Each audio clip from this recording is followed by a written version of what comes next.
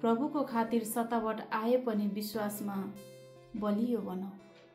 म फेरि पनि भन्दछु, प्रभुको खातिर सतावट आए पनि विश्वासमा बलियो बनाऊ।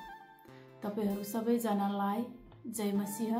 धन्य हौ तिमीहरू जब मानिसहरूले मेरो खातिर तिमीहरूको निन्दा गर्नेछन् र सताउनेछन् र झुटा बोलेर तिमीहरूका विरुद्धमा सब किसिमका कुरा, खराब कुरा भन्नेछन्। आज म एउटा गहिरो तर सत्य कुरा भन्न चाहन्छु। जब हामी येशूमा विश्वास गर्छौं, परमेश्वरमाथिको विश्वासमा जिउँदै गर्दा कतिपय मानिसहरूलाई देखेर हाँस्छन्, कोही रिसाउँछन्, झुटा कुराहरू बनाएर निन्दा घृणा गर्छन्, कसैले धर्म त्यागेको आरोप पनि लगाउँछन् र कहिलेकाहीँ आफ्नै घर परिवारले पनि अस्वीकार गर्दछन्। तर याद गर्नुहोस्, येशू पनि आफ्नैहरूबाट अस्वीकार हुनुहुन्थ्यो। बाइबल भन्दछ, उहाँ संसारमा हुनुहुन्थ्यो, संसार उहाँद्वारा बनियो, तापनि संसारले उहाँलाई चिनेन। उहाँ आफ्नै मानिसहरू कहाँ आउनुभयो, तर उहाँका आफ्ना मानिसहरूले उहाँलाई ग्रहण गरेन।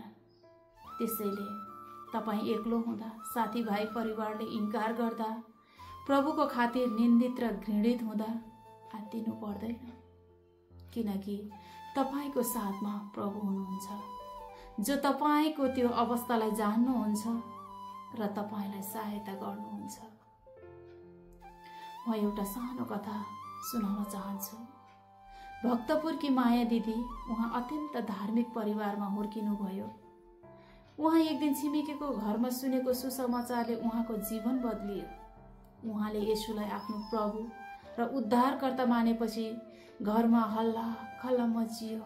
बुबा रिसाएर भन्नुभयो, अबदेखि यो घरमा येशूको नाम लिन पाउँदैनौ, बाइबल पढ्न पाउँदैनौ, प्रार्थना गर्न पाउँदैनौ। तर मायाले रोएर प्रार्थना गर्थिन्, हर सासमा प्रभुको नाम लिन्थिन्, लुकेरै भए पनि बाइबलको वचन पढ्थिन्।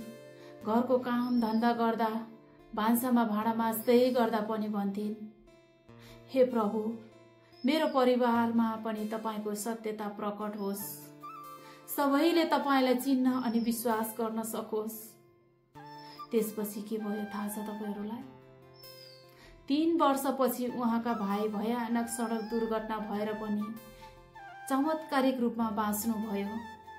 त्यो दिनपछि उहाँको परिवारले भन्यो, छोरी, तिम्रो येशू साँच्चै नै जीवित हुनुहुँदो रहेछ। तिम्रो विश्वासको कारण आज यो घटनामा पनि जीवन रक्षा गर्नुहुने प्रभुलाई म हृदयदेखि धन्यवाद दिन्छु। आज त्यो परिवार छोरीसँगै मण्डलीमा परमेश्वरको आराधना गर्दछन्। प्रिय प्रभुमा विश्वासी जनहरू, सतावटहरू आउन सक्छ, अस्वीकार आउन सक्छ, तर त्यो हार होइन। त्यो त संकेत हो कि तपाईँ ख्रीष्टको बाटोमा हिँड्दै हुनुहुन्छ। परिवार टाढा हुन सक्छ, तर परमेश्वर अझ नजिक आउनुहुन्छ। हामी कहिले एक्लो हुँदैनौँ। कसैले नदेखे पनि परमेश्वरले हामीलाई हरेक क्षण देख्नुहुन्छ र हामीलाई सहायता गर्नुहुन्छ।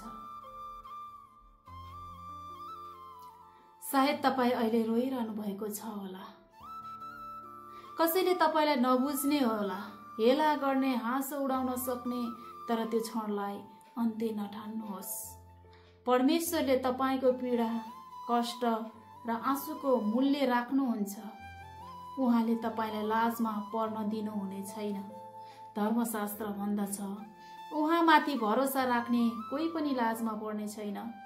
आजको पीडा भोलिको साक्षी बन्नेछ र तपाईको विश्वासले एक दिन तपाईको परिवारलाई येशू कहाँ ल्याउनेछ। त्यसैले हार नमान्नुहोस्, विश्वासमा दृढ रहनुहोस्। आउनुहोस् हामी एकसाथ प्रार्थना गरौँ। हे स्वर्गीय पिता, आज म तिनीहरूको लागि प्रार्थना गर्छु जो आफ्नै परिवारबाट अस्वीकार र सतावट भोग्दैछन्। हे प्रभु, तिनीहरूको आँसु पुछिदिनुहोस्, उनको मनमा तपाईको शान्ति राखिदिनुहोस्, तिनीहरूको विश्वासलाई बलियो बनाइदिनुहोस्। जसरी तपाईले पत्रुस र पावललाई साहस दिनुभयो, त्यसरी नै प्रभु तपाईमा विश्वासको खातिर घर परिवारबाट आएको सङ्कष्टमा पनि हिम्मत साहस तपाईँले दिनुहोस्। उनीहरूको जीवनद्वारा परिवार र वरिपरिका मानिसहरूले तपाईँको महिमा देखुन्। हामी यो सबै कुरा येशूको शक्तिशाली नाममा प्रार्थना गर्छौँ। आमेन। प्रभुले तपाईँहरू सबैजनालाई प्रशस्त आशिष दिनुहोस्। जय मसीह।